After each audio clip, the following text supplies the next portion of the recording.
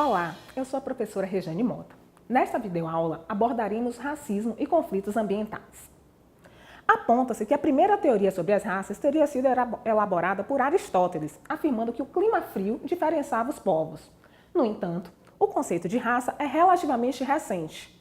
As teorias biológicas sobre a raça datam do século XIX, sendo atribuída a paternidade ao conde Arthur de Gobineau. Para ele, cada raça apresentava diferenciações biológicas vistas como tipos acabados, e cada tipo tinha um determinado comportamento e mentalidade, conforme fatores intrínsecos, ligados a componentes biológicos. A teoria de Darwin sobre a evolução das espécies, após uma simplificação, distorção e adaptação em conformidade com os interesses dominantes, foi usada como elemento justificador da política de expansão dos europeus em relação aos ditos povos tradicionais. Os teóricos denominados de darwinistas sociais passaram a qualificar a diferença entre as raças e transformá-la em objeto de estudo. Os teóricos das raças instituíram a ideia de divisão do mundo em raças, correspondendo à divisão do mundo em culturas, apontando algumas como evoluídas e outras como selvagens. No contexto odierno, todavia, a ciência já atentou para o fato de que a diversidade genética dentro dos grupos de raças não difere significativamente em termos estatísticos da encontrada entre grupos distintos. Nesse sentido, as diferenças do padrão sistemático dos traços humanos não podem ser atribuídas a diferenças biológicas.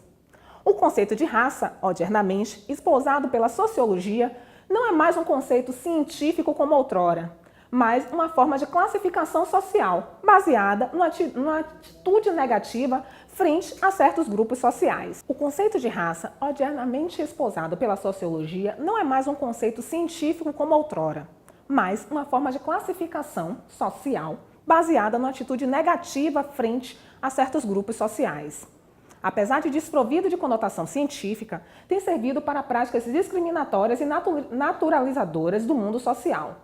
Raça, por conseguinte, consiste num construto social, como uma forma de identidade baseada numa ideia biológica errônea, mas socialmente eficaz para construir, manter ou reproduzir diferenças e, muitas vezes, de modo negativo, privilégios. Utiliza-se a terminologia racista para nomear situações nas quais grupos fisicamente ou culturalmente distinguíveis são definidos como raças e se envolvem em relações que são denominadas de cunho racial. O racismo ambiental, por sua vez, é um desdobramento do panorama de dominação e subjugação do diferente. Esse conceito foi mobilizado a partir da metade dos anos 2000, principalmente em decorrência de denúncias de processos de desterritorialização que ocorreram no momento das obras para chamados mega-eventos. O conceito obteve maior importância ao se observar a forma sistemática com que povos indígenas e a população negra são frontalmente atingidos pelas consequências da degradação ambiental.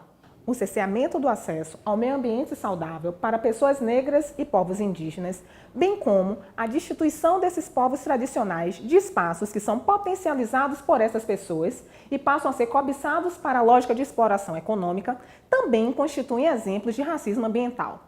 Denota-se assim a situação de maior vulnerabilidade de determinados grupos sociais aos danos ambientais, além do relevante conflito ambiental que decorre do zoneamento ambiental, mormente no que concerne ao estabelecimento de algumas unidades de proteção integral, em que não se permite a presença de populações humanas dentro de seus territórios. Desse modo, adotando-se a tese dos preservacionistas, a fim de proteger a vida selvagem, a criação de parques e reservas naturais tem sido um dos principais elementos de estratégia para a preservação da natureza, não se permitindo, entretanto, a moradia das pessoas em seu interior, excluindo as atividades humanas no local. Isso impacta diretamente na vida das comunidades tradicionais. Assim, o racismo ambiental se atrela às injustiças sociais e ambientais que recaem de forma desproporcional sobre etnias vulnerabilizadas. E esse racismo não se restringe a práticas dolosamente racistas, mas também abarca situações que, sem intenção, também causam impacto racial.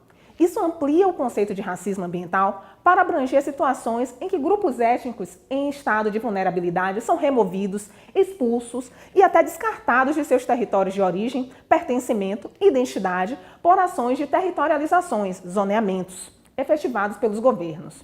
Desta forma, são atingidos o modo de organização e de vida dessas populações e comunidades tradicionais, suas identidades culturais e as relações tradicionais que se estabeleceram com seus territórios de origem e identidade. Agradeço a compreensão de todos. Convido-os para a leitura do texto orientador, convido-os à participação nos fóruns temáticos e, concluindo o racismo e os conflitos ambientais, chamamos a professora Marta Jimenez, que dará continuidade à nossa disciplina tratando do direito do conhecimento dos povos tradicionais.